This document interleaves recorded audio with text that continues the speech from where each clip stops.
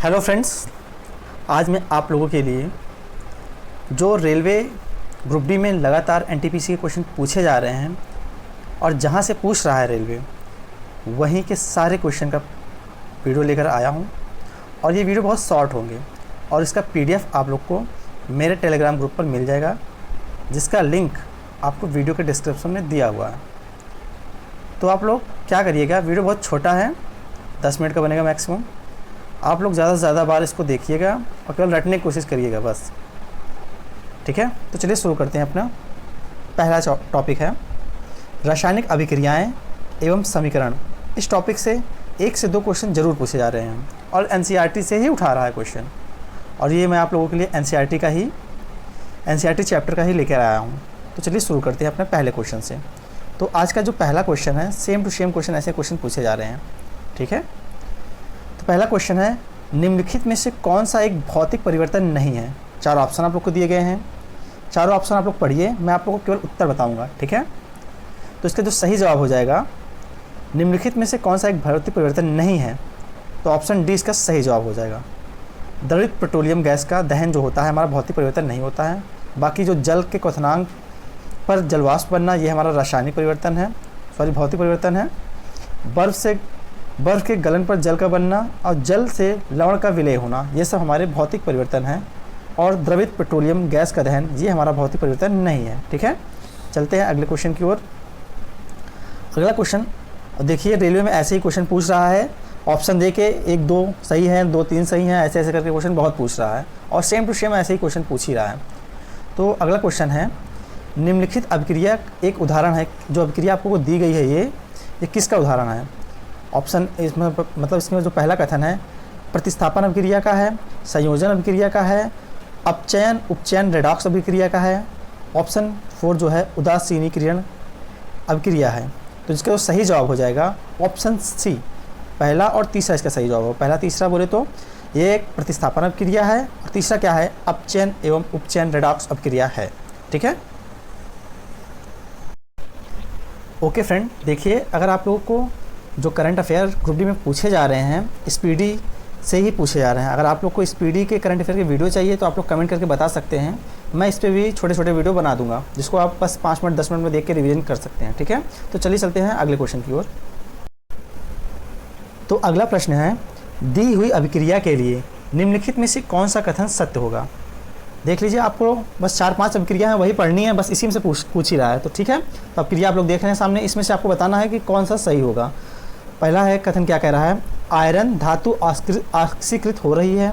दूसरा कह रहा है जल अपचयित हो रहा है। तीसरा कह रहा है जल अपचायक के रूप में कार्य कर रहा है। और चौथा कह रहा है जल ऑक्सीकारक के रूप में कार्य कर रहा है। तो आपको बताना है इनमें कौन सही होगा। तो इसका सही जवाब हो जाएगा ऑप्शन सी। ऑप्शन सी है कौन सा, पहला, दूसरा और चौथा इसका है सही जवाब, ठीक है। चलते हैं अगले प्रश्न की ओर। अगला प्रश्न है, निम्नलिखित में से कौन से प्रक्रम ऊष्माक्षेपी हैं। 3 कथन दिए हैं इसमें आपको। बिना बुझे चूने के साथ जल की अभिक्रिया। अगला कथन है एक अम्ल का तनुकरण। अगला कथन है जल का वाष्पीकरण। और लास्ट कथन है कपूर क्रिस्टलों का ऊर्ध्वपातन। आपको इसमें से बताना है कौन सा प्रक्रम ऊष्माक्षेपी है, ठीक है। तो इसका सही जवाब हो जाएगा ऑप्शन ए, पहला और दूसरा जो है इसमें ऊष्माक्षेपी अभिक्रिया है, ठीक है। चलते हैं अगले प्रश्न की ओर।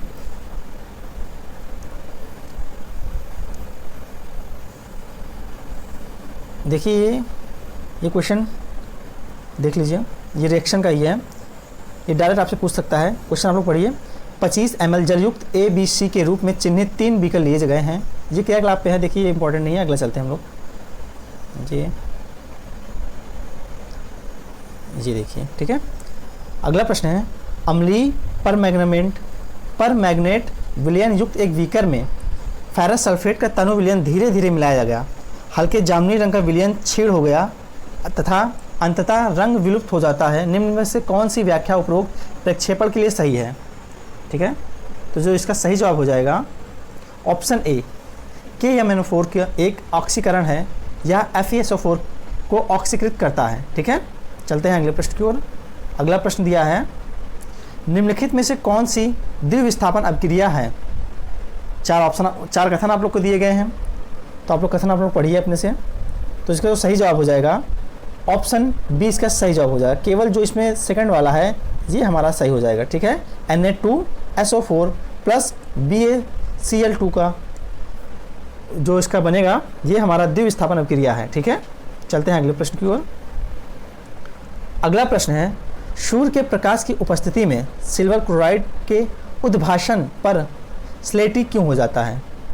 4 कथन आपको दिए हैं, तो जिसका सही जवाब हो जाएगा ऑप्शन ए। ऑप्शन ए में क्या है, केवल पहला ही सही जवाब हो जाएगा। क्या है, सिल्वर क्लोराइड के अपघटन पर सिल्वर बनने से ही सिल्वर क्लोराइड के उद्भाषण पर हल्का स्लेटी हो जाता है, ठीक है।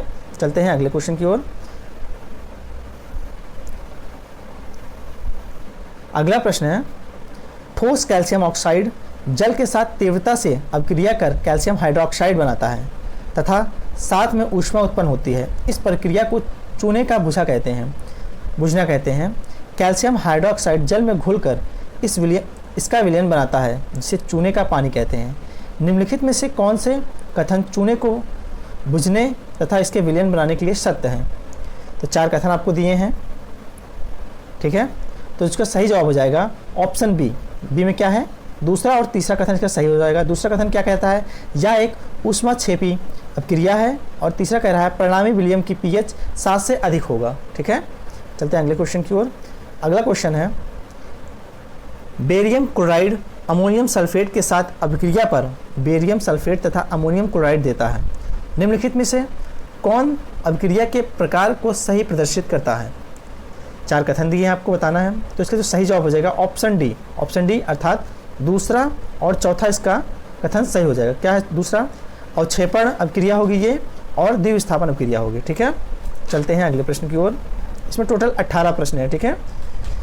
जल का विद्युत अपघटन एक अपघटन अभिक्रिया है। जल के विद्युत अपघटन में मुक्त हुई हाइड्रोजन एवं गैस का मोलर अनुपात कितना होगा? तो इसका जो सही जवाब हो जाएगा ऑप्शन बी, 2:1 के अनुपात में होगा, ठीक है। हाइड्रोजन एवं ऑक्सीजन का मोलर अनुपात। चलते हैं अगले प्रश्न की ओर।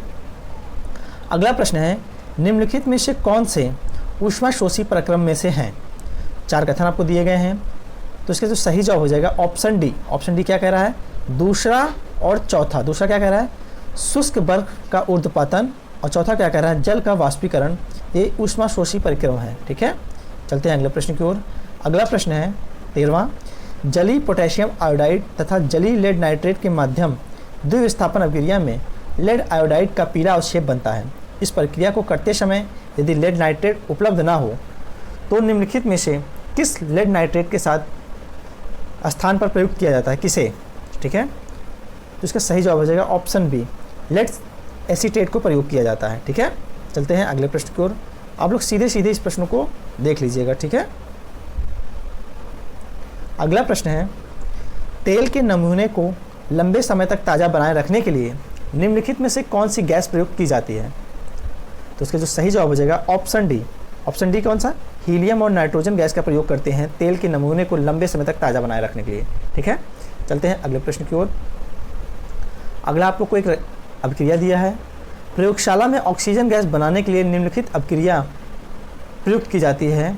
जो अभिक्रिया आपको दिया है यहाँ पे, निम्नलिखित अभिक्रिया का कथन कौन सा संदर्भित में सही है? 4 ऑप्शन आपको दिए गए हैं, ऑप्शन आप लोग देख लीजिए। तो जिसका सही जवाब हो जाएगा 15 का, इसका सही जवाब होगा ऑप्शन ए। ऑप्शन ए क्या कह रहा है? यह एक अपघटन अभिक्रिया है तथा ऊष्माशोषी प्रकृति की है, ठीक है। चलते हैं अगले क्वेश्चन की ओर। अगला क्वेश्चन क्या कह रहा है? निम्नलिखित में से कौन से प्रक्रम में रासायनिक अभिक्रियाएं होती हैं? 4 ऑप्शन आपको दिए गए हैं, आप लोग ऑप्शन पढ़िए आराम से। उसका सही जवाब हो जाएगा ऑप्शन 16 का सी, ऑप्शन 16 का सॉरी डी होगा। क्या है? उच्च ताप पर वायु की उपस्थिति में कॉपर की तार को गर्म करने से क्या होती है? रासायनिक अभिक्रियाएं होती हैं, ठीक है, ये प्रक्रम, ठीक है। चलते हैं अगले प्रश्न की ओर। अगला प्रश्न आपको दिया गया है, निम्नलिखित में से कौन सी रासायनिक अभिक्रिया में अभिक्रिया का ताप पर क्रियाकारकों एवं क्रियाफलों की अवस्थाओं को सही संकेत चिन्हों द्वारा प्रदर्शित किया गया है? तो 17 का सही जवाब हो जाएगा ऑप्शन डी। ऑप्शन डी जो इसका है, ऑप्शन डी 17 का सही है, ये आपका सही जवाब है, ठीक है। चलते हैं अगले प्रश्न की ओर, और ये हमारा इस चैप्टर का आखिरी प्रश्न होगा जो कि एनसीईआरटी से ही बिलोंग कर रहा है, ठीक है। अगला प्रश्न है, निम्नलिखित में से कौन सी संयोजन अभिक्रिया है? 4 ऑप्शन आपको दिए गए हैं, 4 ऑप्शन लोग पढ़िए। इसमें से आपको बतानी है कौन सी संयोजन अभिक्रिया है, ठीक है। तो इसका जो सही जवाब हो जाएगा ऑप्शन डी। दूसरा और तीसरा जो इसमें है ये हमारी संयोजन अभिक्रिया है। MgO प्लस H2O का जो रिएक्शन होगा MgOH का होल ट्वाइस बनेगा, और 4Al को जब हम 3 ऑक्सीजन से रिएक्शन कराएंगे तो 2 एल्युमिनियम 2 डाई प्लस ऑक्सीजन 3 का बनेगा। हमारी जो क्रिया होगी संयोजन क्रिया होगी, ठीक है। तो ये हमारे 18 प्रश्न इस क्वेश्चन के। इसी प्रकार मैं आप लोगों को सारे चैप्टर का छोटा छोटा वीडियो करके आपको दे दूंगा। आप लोग बस क्या करिए, कान में ईयरफोन लगा के 2-3 बार इसको सुन लीजिए या फिर देख लीजिए। आप लोग को यही से क्वेश्चन सेम टू सेम उठाया ही जा रहा है, ठीक है।